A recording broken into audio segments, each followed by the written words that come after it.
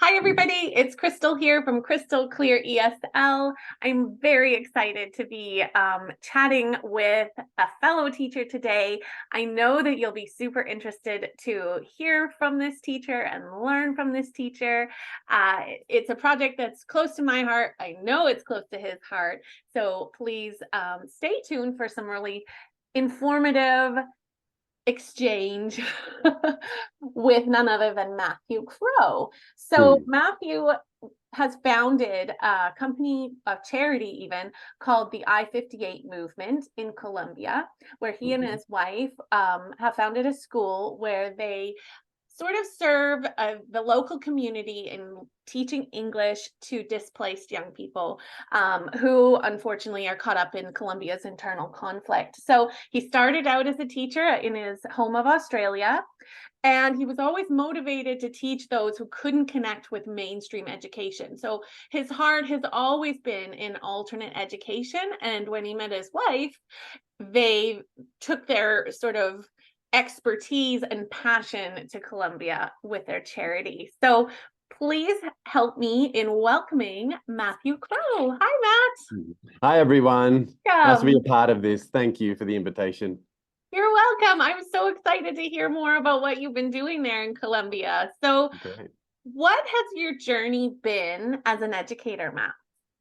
Okay, so I think my journey of being an educator started before I got into education. So I worked, I volunteered as a youth leader, Okay. and I connected early with the kids who'd never wanted to kind of come into the activities, but they just wanted to hang around outside and they couldn't find kind of belonging. And I think that that was a big thing for me, helping people find belonging. And so I decided to start teaching. I decided to study teaching in Australia in Macquarie Uni because I knew that this was a way to bring belonging, and I knew it was a very powerful tool to work within communities that are otherwise closed, without resources, but are in need of support, And so I completed my degree, and then I got into teaching in mainstream education.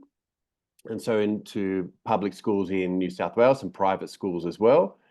And I always found that I was drawn to the kids that were, oh, you've got him in your class, or you've got her in your class. Until eventually I was like, these are great. These are the kids that I love in my class. And the other teachers would, at the beginning of the year, put the role, and I'd end up with all these kids in my class,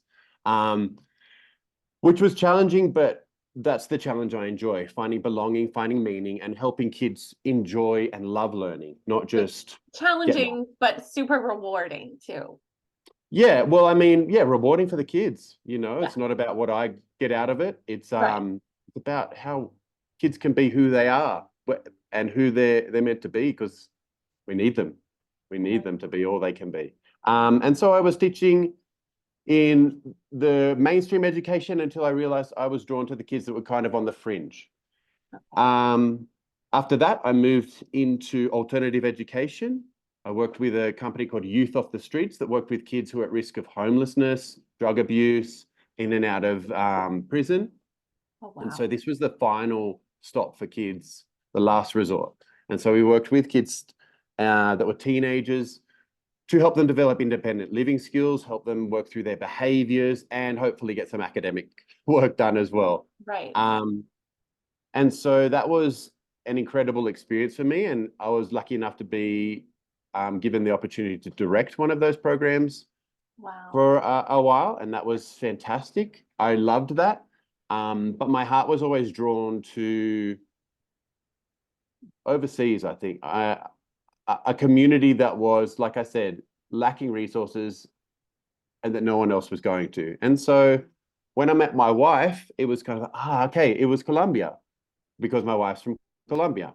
And she knows the And plight of the children local to her native that's land. right. Yeah. So yeah, my wife is passionate to see Colombia find peace. She's majored in political science, so she's very passionate. And so we were able to connect with a closed community that my wife had been to during her university experience. She'd been there, yeah, about 12 years before we came back. And she'd seen poverty like she'd never experienced before. Abandoned. The community's abandoned. It's where families flee violence, usually mums and kids, lacking everything. Kids were being fed like cardboard with water and sugar just to put something in their stomachs. And so there's that level of poverty. Yeah. And it stayed with her, and we were able to reconnect with a teacher who was a part of that community, but had been threatened by local gangs and had to leave the community.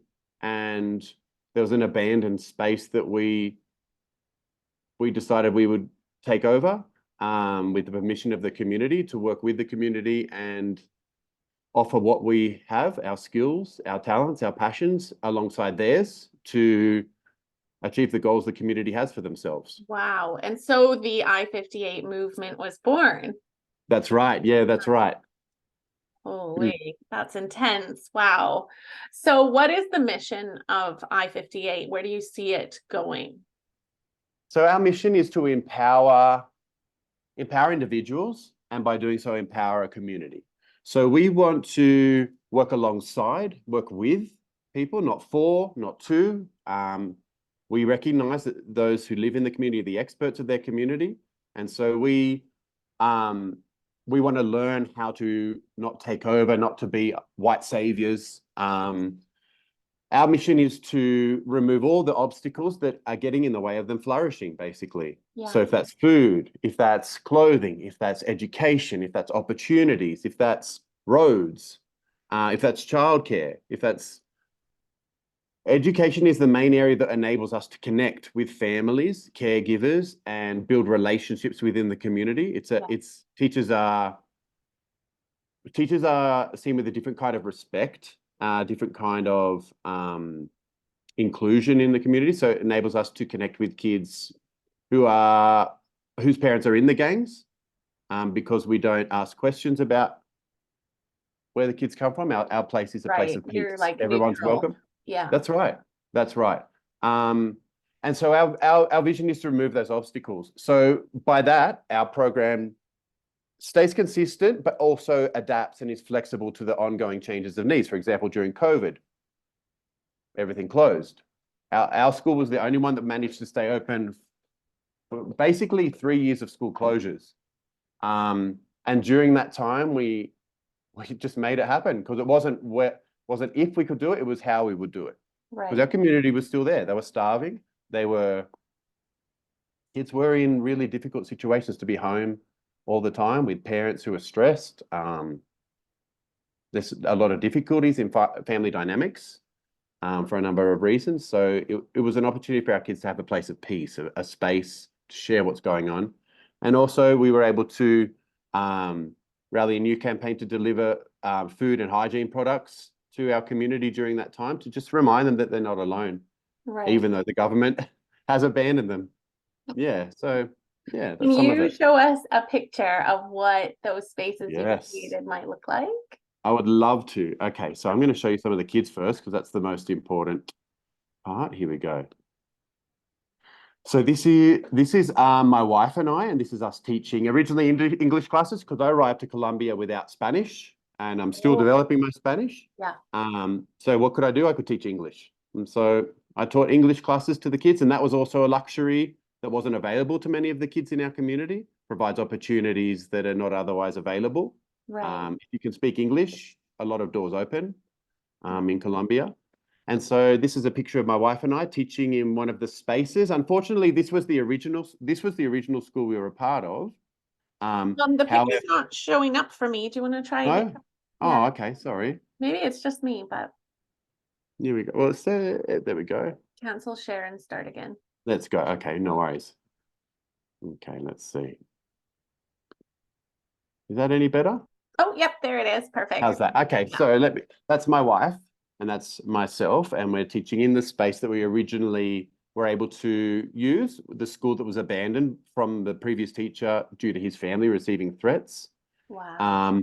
The reason that you get threats is because you're providing a different pathway for kids who are otherwise used by gangs to traffic weapons, drugs, all kinds of things. Yeah. So this is us in the space. Since then, unfortunately, there was a landslide which took down the school. Can you see Oh this? no, Can you see the next picture, or let me show not you yet. another one? Reshare. Mhm. Ah, so these poor families are not only at the mercy of government and politics and gangs, but then nature has to play a damaging role as well. That's right. How are we going with these photos? I feel like I'm not. Let's go. That one didn't come up. Let me show you. Okay, how's this one? Any better? No, it No. hasn't come up. Hmm. Oh, that's Okay. okay. I know what's going on. Here we go. Try once more. Hmm. Just keeps loading the same picture. Ah, the joys of technology. I know. Um, So, at this point, what help do you feel like you need to reach, to really reach those families to get those objectives sorted? um, I mean, the big one is finances, obviously. We are independent. We operate with the kindness and generosity of individual donors at the Yeah, moment. Um, so we ask and we offer the opportunity for people to be involved, whether it's by giving their gifts, talents, or skills. People can also come and be involved. We've had groups come and do some volunteer teaching. We've had people offer their support to help us develop curriculum. Um, we've had individuals that have supported us financially, um, helped us with social media and website yeah, design, those kind of things. So it's more what skills do you have? Are you passionate? Um, and would you like to be involved? yeah. Well, Mm, we wanted to be involved. So we originally met Matthew when he reached out for curriculum, and we were over the moon to be able to donate membership to his cause and still do today. So why did you reach out to Crystal Clear at that time, Matthew? And what were you kind of hoping to, what problem were you hoping to solve with that? I guess for me, it was a lot of curriculum development. I know how to teach, Yeah, but I didn't have the program kind of set in the steps, and that was always something that was just taking my time away from the actual delivery of what I wanted to do. And I like curriculum development, but I like to have a skeleton and then develop and create from that place as well, right, appropriate to the kids that I'm working with. And when I saw what Crystal Clear offered, it was so concise, it was so easy to follow, it was so thorough that everything was there, right. and still I could use that to build further lessons And to from. personalize it for the Yeah, needs to of those personalize it. children. Yeah. Yeah, Good. Oh, I'm so that so was overjoyed that we were able to help with that. yeah, it's been So great. We I appreciate it. think that we teachers are a giving sword. I've always believed that teaching is a calling, not a job. Mhm. Most of us certainly are not in it for the money. So I know there's going to be a lot of people out there in the community who maybe know of communities in need in other parts of the world. Mm. What would your advice to them be for setting something similar up in their own regions? I guess the most important thing is know who these people are. Don't Right. just know about them, know them. And that means listening.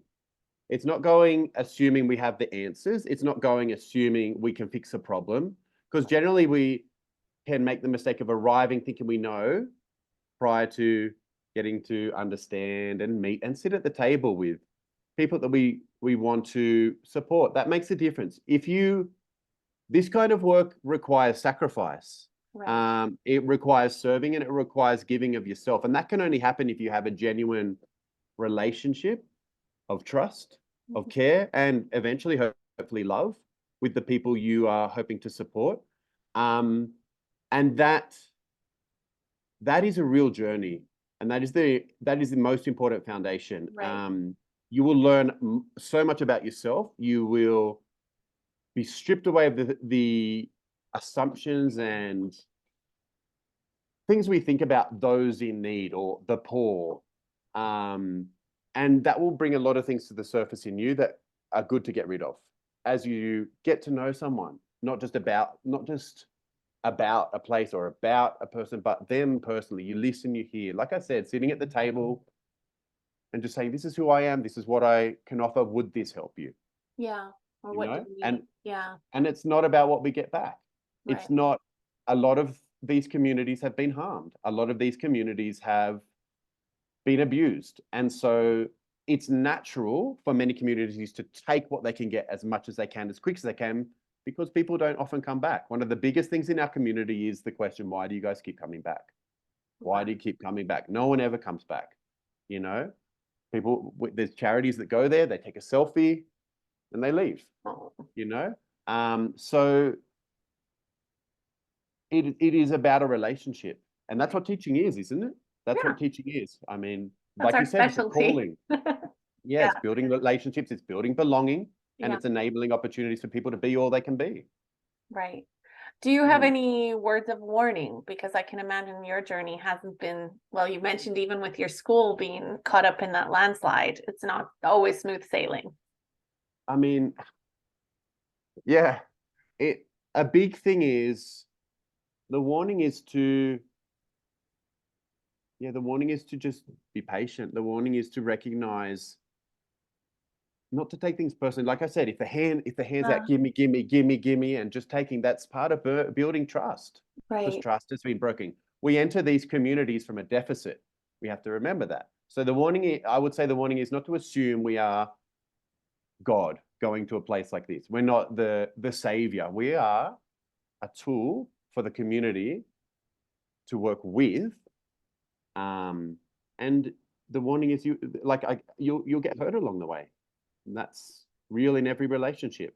It will be hard because you're giving of yourself. Yeah, I think that as I'm learning, there's things I would have done organizationally different, Oh, really? built some foundations rather than just jump straight into the deep end without knowing how to swim. Okay. Um, but I guess the warning is it's hard. You're giving of yourself, Yeah, especially in these communities, and that's when the real work can begin. And that's what a teacher does. They give of themselves. that's true. Yeah, Mm, that's very true. mm. So, if any of the people who tune into this video want to get involved, how should they get involved or reach out to you or take the spirit away into something else? What would you love to see happen? I would love, well, I would love to see people do what they can do with what they have where they are right now. I mean, if there's no need in your community that you can see, go and find it. There is. And maybe it's not a developing community like myself. Maybe it's people in your community that are learning English, new migrants. Maybe there's always going to be a need in your community. Yeah. Or maybe it involves going to a different community, like some people do, like we did. So I would say you can do something right now, and that's get to know the people. Once you get to know the people, you know what they need. Once you know what they need, you can start working on what you can do with them Right. to build those resources. But it starts with the relationship. That's the initial thing. It's not going there and saying, I've got the answers. How do we have the answers if we haven't, heard the questions? You know Yeah. what I mean? Yeah. So if you want to be involved in what we're doing, support what we're doing, or just stay connected to what we're doing. We have website.